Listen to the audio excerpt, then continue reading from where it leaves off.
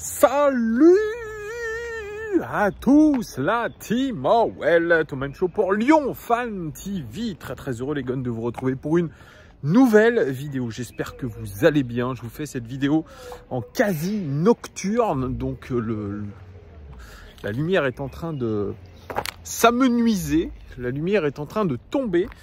Donc vous allez faire le coucher de soleil avec moi. Il fait très bon du côté de Lyon. J'aime bien vous faire ce petit point météo et ça fait du bien. L'été est arrivé un petit peu en avance, mais tant mieux pour nous. J'espère que ce début de semaine se passe bien aussi. Merci en tout cas de votre fidélité et merci aussi à tous ces échanges que j'ai avec vous abonnés que je croise tout au long de la semaine. Donc merci vraiment à vous, c'est très cool. Si vous me croisez, n'hésitez pas à venir me voir, ça fait toujours plaisir de parler ballon. Pour ceux qui ne sont pas abonnés à la chaîne, n'hésitez pas à vous abonner, c'est important aussi pour le référencement. Mettez aussi un like, ça fait aussi plaisir. Mettez un petit commentaire, j'essaie de vous faire des vidéos régulières. Il y en aura régulièrement de toute façon 10 vidéos sur ce mois de juin parce que l'OL est en attente de reconstruction, est en attente de décision de la part de John Textor. Et pour l'instant, ça tarde à venir. Il y a quelques infos qui apparaissent un petit peu à droite, à gauche, mais pour l'instant, rien de bien factuel. On sait aujourd'hui quasiment certainement que ce sera Mathieu Louis-Jean qui va venir en tant que directeur du scouting à l'Olympique Lyonnais. Il va être en charge de toute cette activité de recrutement, mais il devrait avoir ce rôle aussi de directeur sportif officieux au sein de l'Olympique Lyonnais. Donc, ça serait un nouveau rôle. Il va se détacher de son contrat qu'il a actuellement avec l'Olympique de Marseille, puisqu'il est chef scout à Marseille. Et de réputation, il est considéré comme l'un des meilleurs recruteurs de France. Moi, je ne peux que poser un petit peu la question parce que les derniers recrutements de l'Olympique de Marseille n'ont pas vraiment fait l'unanimité, n'ont pas performé sur le long terme. Mais ça, on aura l'occasion d'en reparler. Bruno Chéroux, comme je vous l'ai dit précédemment, devrait avoir un rôle au sein de Eagle, ce rôle de super nanny, super intendant auprès de tous les joueurs d'Eagle.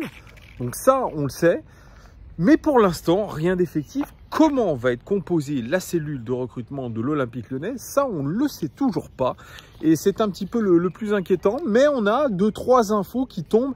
Et notamment, des pistes qui avaient été validées par John Textor avant qu'il démantèle un petit peu cette cellule, qu'il enlève le rôle de directeur du recrutement à Bruno Chéroux. Il y a des pistes qui auraient été validées. Je vais vous les donner parce que c'est un petit peu intéressant d'avoir tous les profils en question. Alors, je ne vais pas vous les détailler, mais je vais vous en parler quand même. Alors, il y a Amari Traoré. Vous le savez, Amari Traoré, j'en ai parlé dans 2 vidéos. Le capitaine du Stade Rennais qui est en fin de contrat, qui ne prolongera pas son aventure du côté du Stade Rennais. Eh bien, lui, il a des opportunités, notamment de partir en Angleterre. Et il a cette opportunité déjà depuis le mercato hivernal de pouvoir signer à l'Olympique Lyonnais. Mais se pose la question de son ambition. Je crois qu'il a 30 ans, Amari Traoré. Il a peut-être envie de découvrir autre chose que la Ligue 1. Il a peut-être envie de découvrir, oui, un autre championnat. Peut-être la Coupe d'Europe aussi avec un club. Donc, l'OL ne paraît pas être un candidat crédible. C'est un latéral droit, Amari Traoré.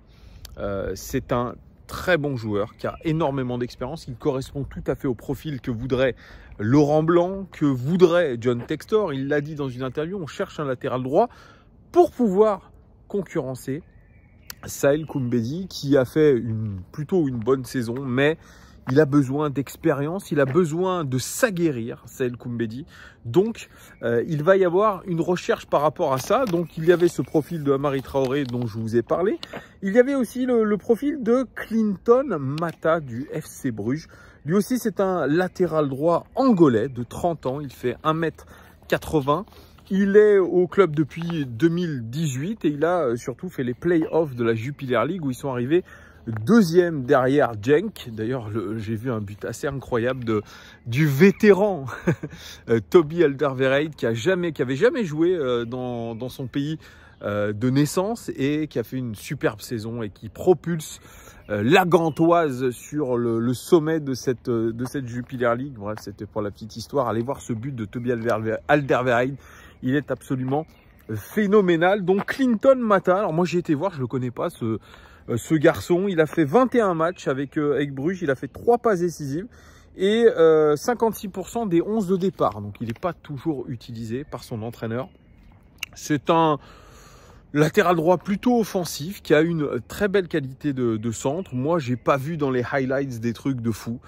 Pour être très sincère avec vous, j'ai pas vu un joueur fantastique. J'ai vu un bon arrière droit, somme toute classique. Mais voilà, de toute façon, je pense qu'on ne doit pas se faire trop d'illusions. Il n'y a pas d'argent. Il n'y a pas d'argent du côté de l'Olympique Lyonnais. Il devait y avoir quelque chose comme 40 millions d'euros alloués au mercato et apparemment ça sera beaucoup moins puisqu'il y a des dépenses imprévues à faire, notamment dans les indemnités de départ de Jean-Michel Aulas, rien que ça. Donc toutes ces pistes peuvent être mises aux oubliettes parce que il n'y a pas beaucoup de budget. On va essayer surtout d'aller chercher des joueurs libres, je pense, et des joueurs qui coûtent pas vraiment cher du tout. Donc ça, c'était pour Clinton Mata. On nous a parlé aussi de Daniel Amartey, qui est international ghanéen, qui a joué la Coupe d'Afrique des Nations avec le Ghana, qui a joué aussi la Coupe du Monde avec le Ghana et qui jouait à Leicester. Leicester, tout récemment relégué du championnat anglais, relégué en Premiership. Leicester, c'était aussi le club où était prêté le fameux Tété. Le Brésilien Tété qui est parti du côté de Leicester, mauvaise pioche, il va retourner du côté du Shakhtar Donetsk. Il est en fin de contrat. Daniel Amartey, il est au club depuis 2015, donc il a été champion d'Angleterre avec cette équipe de Leicester. Il a 28 ans, il fait 1m86, pardon. Il est défenseur central et j'ai regardé un petit peu sa note sur whoscored.com. Il est noté à 6,56 sur 10, qui est une note plutôt moyenne. Quand vous voyez, ça a l'air d'être un défenseur plutôt solide. Pas très bon de la tête. Alors j'ai vu sur ses points négatifs, c'est pas très bon de la tête. C'est ce qui est un petit peu dommage pour un défenseur central.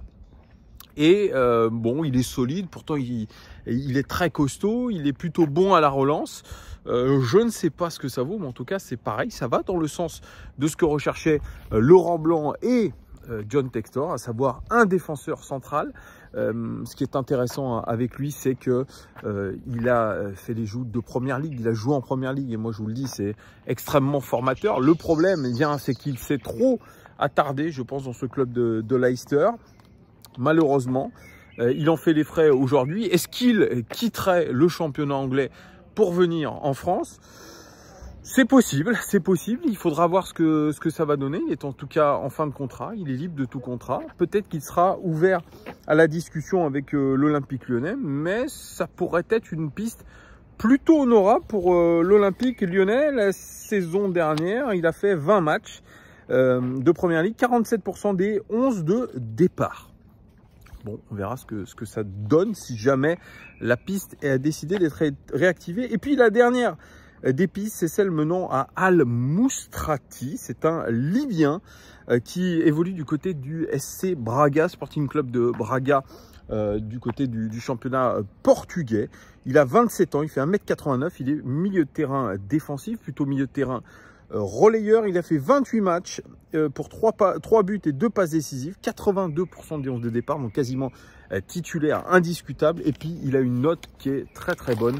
Il a une note de 7,22 sur 10 sur whoscored.com. Donc ce sont plutôt des très bonnes notes pour notre ami Al Moustrati, qui est international libyen. Et c'est un joueur qui est tout à fait dans ce qu'on voulait au mercato hivernal, à savoir un milieu défensif costaud, milieu de terrain défensif qui a une habilité technique, qui est capable aussi de se projeter, de marquer des buts. Il est très très bon de la tête. Il me fait penser vraiment dans son gabarit, même dans son style, il est chauve, comme Danilo, l'international portugais qui évolue du côté du Paris Saint-Germain. Et effectivement, de tous ces joueurs que je vous ai cités, eh bien Al Moustrati, c'est peut-être un joueur, le joueur en tout cas qui est le plus coté. Sur Transfer Market, il est évalué à 16 millions d'euros. Est-ce qu'on sera capable d'aller jusqu'à des 20 millions d'euros pour un milieu de terrain défensif de haut niveau? C'est un garçon qui a montré tout l'étendue de son talent. Alors, il évoluait, il me semble, si je me rappelle bien, pardon, avec Vitinha. Vitinha qui a pas beaucoup performé avec l'Olympique de Marseille. Je crois qu'il venait de Braga, si je ne me trompe pas. Bon, alors bien sûr, il y a beaucoup de bons joueurs dans ce championnat portugais que je ne suis pas. Peut-être certains d'entre vous le suivent, ce championnat. Est-ce qu'il développe de grands joueurs? J'en sais rien. Le PSG, je vois qu'ils sont sur un joueur du Sporting, Ugarte, il me semble. Donc, il semble y avoir des pépites dans ce championnat. Et si on a le nez fin, le nez creux, on peut aller les chercher. Le seul problème, vous le savez, c'est que l'OL n'est pas en Coupe d'Europe et va donc galérer, pas en Coupe d'Europe.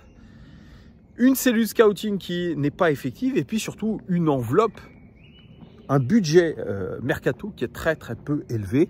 Donc comment va-t-on convaincre ces joueurs? Moi je me pose la question, est-ce que ce sont des pistes crédibles? J'en sais rien.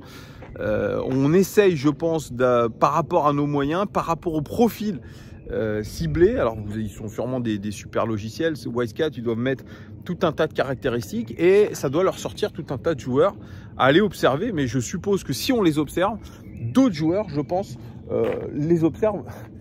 J'ai eu peur, c'est en fait un chat.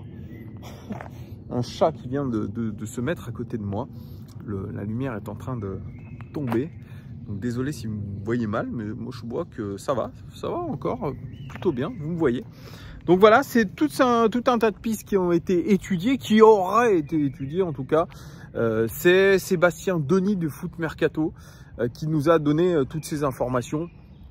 Bon, c'est à prendre avec des pincettes, vous me direz ce que vous en pensez. Est-ce que ça correspond à vos attentes ou non? Allez voir aussi sur YouTube tout ça et dites-moi ce que vous en pensez. Je pense que dans les prochains jours, on devra avoir beaucoup plus de réponses à nos questions et surtout des officialisations. C'est dans une dizaine de jours, c'est selon les amis du Progrès qui nous disent que de sources américaines, il devrait y avoir des décisions sous 10 jours. Merci de votre fidélité. N'hésitez pas à commenter et je vous dis à très vite. Ciao les gars.